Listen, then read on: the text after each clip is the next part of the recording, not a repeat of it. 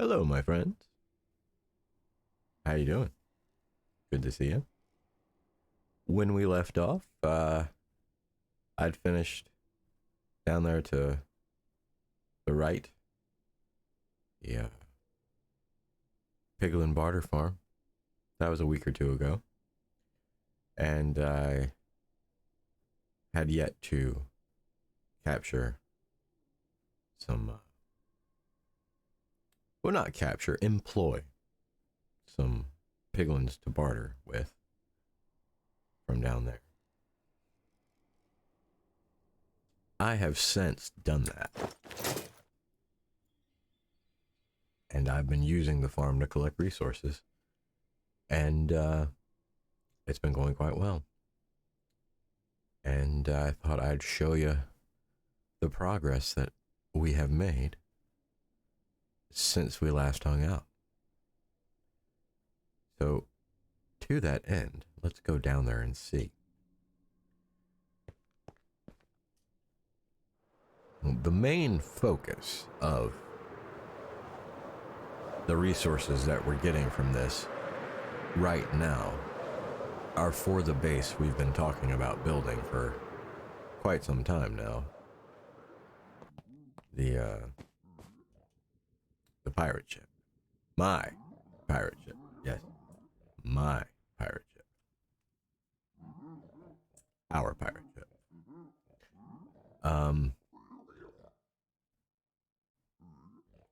I need a lot of blackstone. I need a lot of red nether bricks. In fact, let's talk about what I need for this. I made a list of the supplies I need.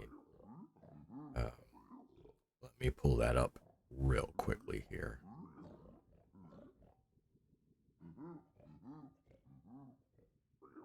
So, I'm going to need 22,445 polished blackstone bricks. That's 13 shulker boxes. Each shulker box will have 1,728 blocks in it. So 1,728 times 13 equals, 22. 464. So right at what we need. I need red nether bricks to the tune of 16,000 plus 10 shulker boxes. Again, each shulker box holds 27 stacks. Each stack is 64 blocks. About 1,750 total blocks per shulker box. I need 8 shulker boxes of dark oak planks, 6 shulker block boxes of oak planks. I need 6 shulker boxes of dark oak fence. I need, this is where it gets a little easier, 21 stacks, that's 64 per stack, of blackstone, dark oak stairs, 12 stacks of dark oak slabs. I need 8 stacks of glowstone. I need 8 stacks of gray concrete. I need 4 stacks of light gray stained glass, 4 stacks of polished blackstone brick wall. I need 4 stacks of spruce planks, 3 stacks of red stained glass, 3 stacks of orange stained glass, 2 stacks of oak fences, 2 stacks of nether brick fences, 2 stacks of oak slabs, 2 stacks of spruce stairs, and from there it gets down to a stack or less. But you get the idea. We need a lot of stuff, but mostly, primarily, we need blackstone and nether bricks. And that's where this farm is going to come in really handy. Because I got my piglins down here now. And I did name them, but if there are any suggestions for names, I can rename them. But let's meet them all. We have Orson. I think we already met Orson. We have Snowball, Napoleon, Hampton, Piggly Wiggly, Porky, Piglet, Pumbaa, Wilbur, and Pedro. Hi, Pedro. How you doing there, buddy? Very good. Very good. So how does this thing even work, you might wonder. Now that we've got it staffed and whatnot, we can kind of explain that a little easier, more easily. The filter system you're already familiar with via our other filter systems. Like I said before, it's the exact same one. Principle of the signal allowing only, well, okay, that one's like that because this one is full. And when they're full, they go into an overflow and get destroyed by lava. Anyway,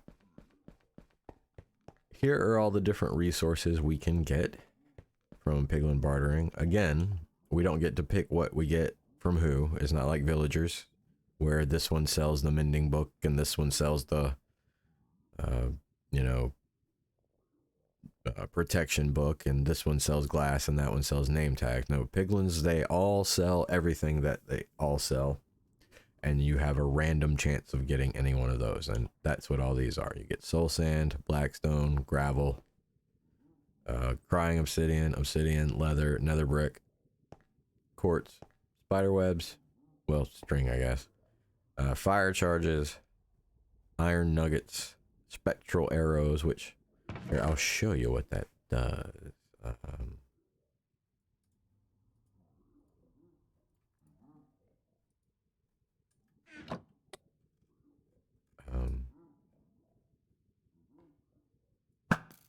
Yeah, okay, so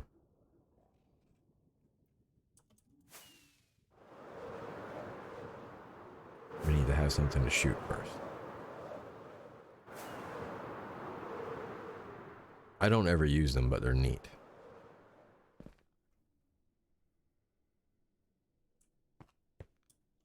Alright, that should populate some of the guys down here.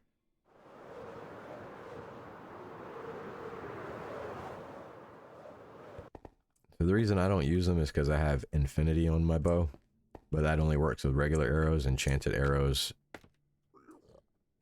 it does not. So, spectral arrows, if I were to shoot a guy,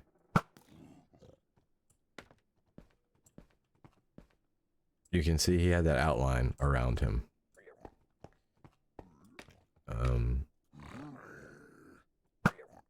Oops. Well, better not miss, huh? There we go. Yeah, so outline around him.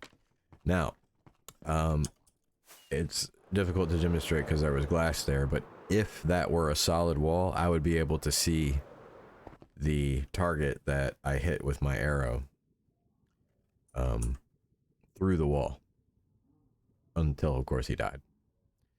So those can come in handy when trying to trace something, you know, but I don't ever really need to do that. Might be useful for a warden if you were to fight a warden, but similar to when you ring the bell during a raid, it puts an outline around things and you can see it even through walls and through the ground and that sort of thing. So that's what those do. And then that's everything. Then the rest of these are just more blackstone and gravel. They drop an assortment of other things, but they don't stack, so you can't filter them. And I just have these chests to catch the overflows from fire resistance potions, water, different soul speed, ender pearls, random soul speed enchanted boots. And then, of course, once all these get full, which I believe they are now, all the overflow just comes over here into this thing and drops in the lava and gets destroyed so that the system doesn't get clogged up. So the way it works, now that you understand what it produces, let's show how it works. What I will do is I will hit this button. This button will charge this repeater and in turn go down the line with all the repeaters and redstone torches, which then power the block behind the dispenser, which then power the dispenser, and it's a signal that's only long enough to shoot out of the dispenser 1 gold ingot, which we fill up. Oh dear, I fell. We fill up those up here, and they feed into the system via hoppers all the way down to here. So when I hit that button and all the gold shoots out, the piglins will pick it up and they'll examine it for a moment. And they'll say, hey, this gold looks pretty nice. Here, have a thing. And then they'll throw out, you know, the stuff that gets into those chests down there, which will be picked up by the hoppers and run through the system and then sorted into the proper chest. When the hoppers start to back up, the system will automatically stop because of this comparator reading this hopper. Every time this hopper changes state, whether there's something in it and now there isn't, or there is something, or there isn't something in it and now there is, it sends a signal to this comparator, which then powers this block, which sends the signal all the way down the line again and shoots out another gold ingot from each dispenser, thereby creating an infinite loop until there is no gold left to shoot out of the dispensers. So yeah, it's basically, so I don't have to hit the button every single time. I just hit it once, and then this comparator tricks the system into thinking I hit the button again whenever this hopper goes from having something in it to being empty. Let's watch it.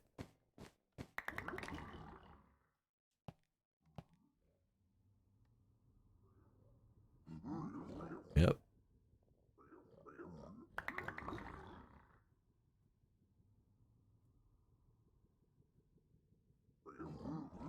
So you can see they're looking at the gold. They're very happy. They love the gold. They'll toss it, or rather, they'll put the gold into their own inventory, which is infinite, and then drop another item, which, as you can see, oops, can be, you only get to see it for a second before the hopper picks it up. But once the system backs up a little bit, the stuff will pile up on here and take a few seconds to flow through. But if we come down here, we can watch what they drop filter through. There's soul sand. Actually, it's filtering through so quickly it's not visually rendering. Let's see if we can catch it this time.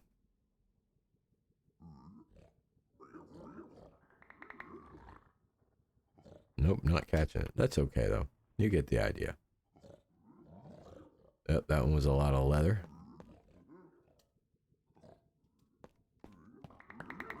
Oh, you know what? They're going down here first, so we'll see it in this one. There's nether brick, black stone, spectral arrows, gravel, fire charge, soul speed, black stone. So yeah, you get the idea. Quartz. Now this will only work while we're standing within a certain radius of it. I want to say it's 128 blocks. But I've let it go overnight for several days. After, basically I spend a bunch of time up at the gold farm. I convert all the gold to ingots and I come over here and then I spend a few hours over here. I just let the computer go while I'm doing something else, you know, AFK. So we already have quite a lot of resources, some of which I've already harvested. But let's take a look up here too, because I added another feature, because we don't just need nether bricks, we need red nether bricks. And for that, we need nether wart to dye the nether bricks, and that's what all this is. So what I've done is created another wart farm up above the gold farm, and so it grows while I'm just waiting for gold, and then we can harvest it. And I've got fortune 3 on this hoe, so we get way more. I think it's like 2.2 times a harvest that we would get if we didn't use the enchantment. And we just replant it again. There are ways to auto harvest netherwort, but there's no way to auto plant it. And all the, like, I guess, most efficient ways of auto harvesting it require, well, not most efficient, but maybe easiest ways of it would be, would require water, and you can't have water in the nether. It evaporates immediately. So just do this in the manual way, but we're still benefiting from it being above the gold farm. Even while we replant it, we're farming gold. And I'm thinking what I might do is pretty up this thing a little bit. The gold farm might, maybe we can build another skyscraper around it. And we can make this thing, to me it looks a bit like a UFO. Maybe we can have some sort of skyscraper with a UFO above it, like in Grand Theft Auto 5 type deal. We can, you know, play with this design a little bit, make it look a little more UFO-esque. And something like that. That might be fun. We'll get to it eventually. Maybe. But like I said, I'm going to need 10 shulker boxes of nether bricks. And I haven't even done the math on how much nether wart I'll need. I'm not harvesting that one because it's not fully grown. So we'll only get one back out of it, so there's no point in harvesting it.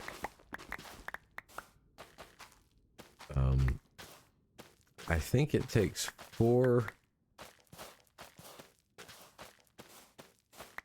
Well, let me back up and say the nomenclature of nether bricks is, to me, confusing, because there are nether bricks and there are singular bricks, and you can't build anything with them. You can only use them to assemble nether brick blocks. But people, at least in my experience, just refer to both of them as nether bricks. So when I say I need nether bricks, what I mean is nether brick blocks, which takes 4 nether bricks to make. So when I say I need 10 shulker boxes of nether bricks, what I mean is I need 40, not 10. But again, I don't remember the recipe for red nether brick. Let's look real quick and just see.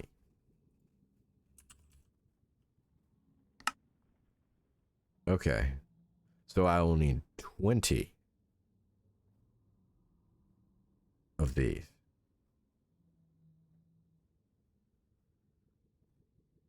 To get what I need of these. Okay, well, that's good to know.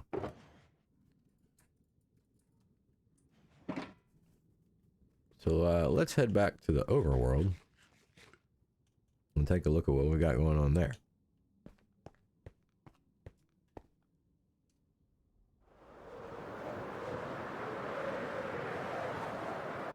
Oop. Well, that was embarrassing.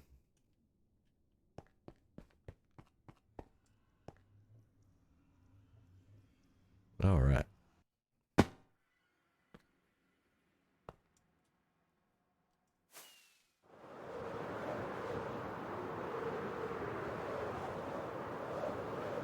I have, as I said, already took some of the black stone out of the system, and I've built a small portion of the ship, basically just the hull that is underwater.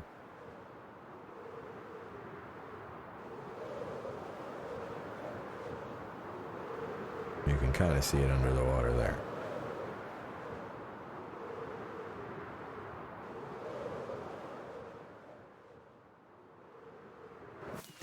Oop. Well, I was trying to catch the bed, but I missed it and shot a rocket.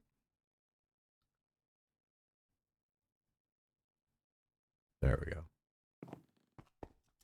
Let's see if we can see a little better. Yeah, you can kind of see the hole.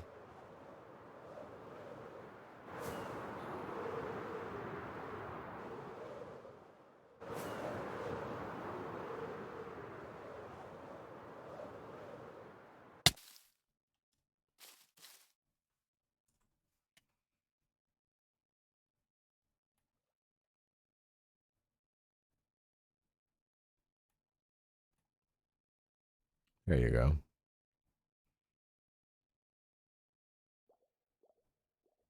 So that part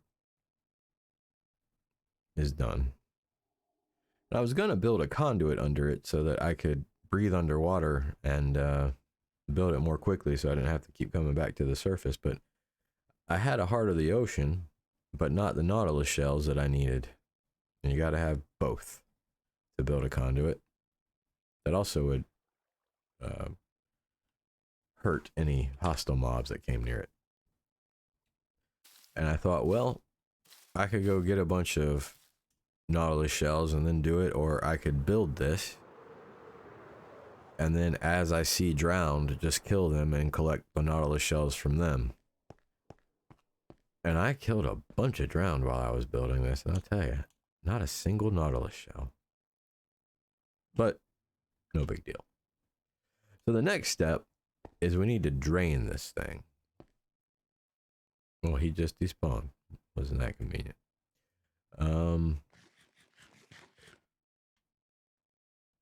And the best way to do that is with sand or gravel. See, another good thing about that barter farm is it produces a lot of gravel. Like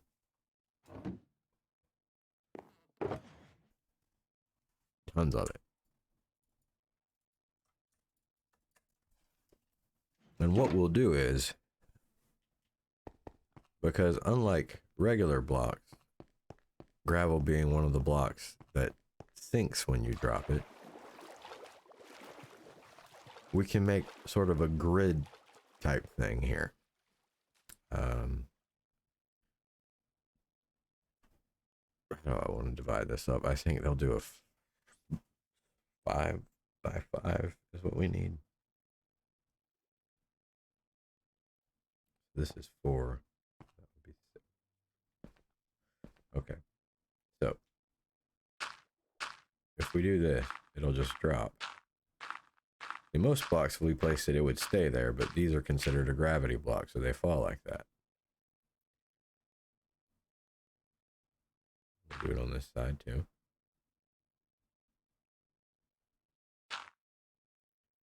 And we'll just go all the way down the whole length of the ship. Oop.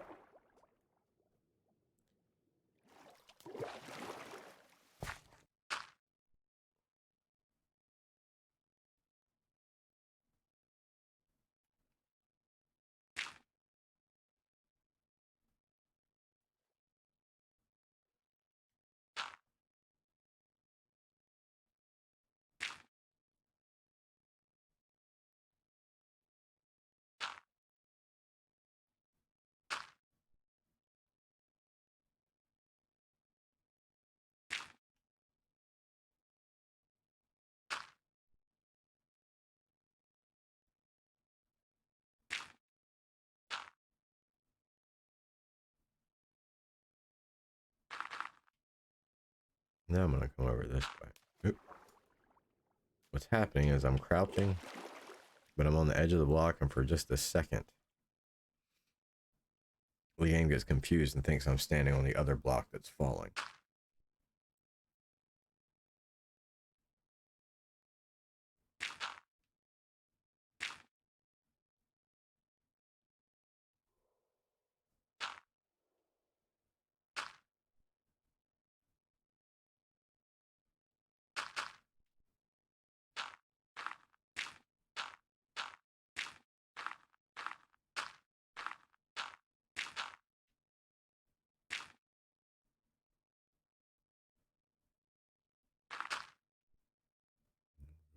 This way.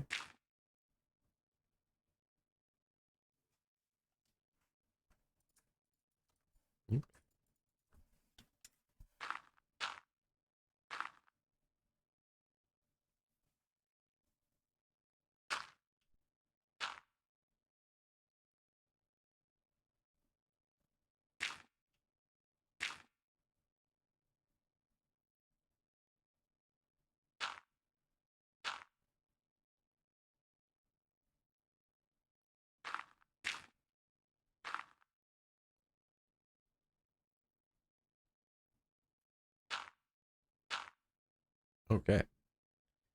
So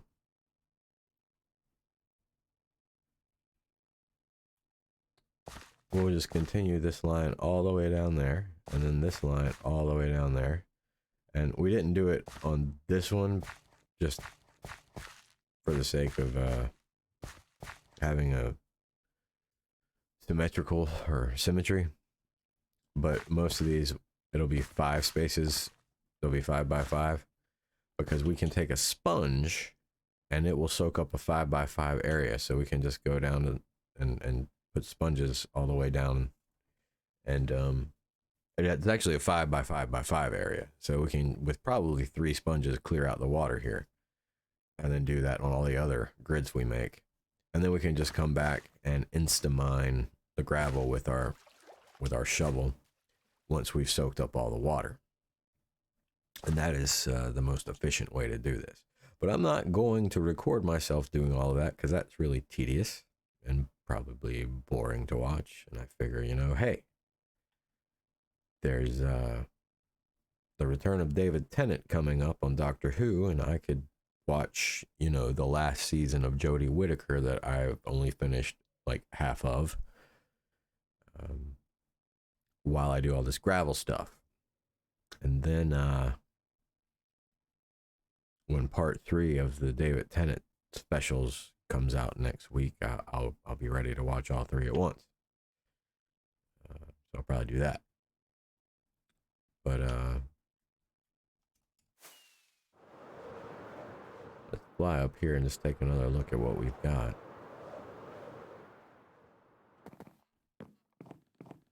So yeah, pretty good start to the base. This is going to be our new home base. It's going to replace the ocean monument and the lake that we currently live in, and this will probably be our permanent base for however long this YouTube series lasts. Yeah.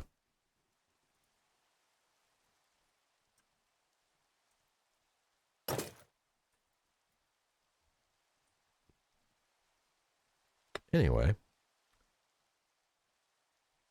that's going to do it for me today.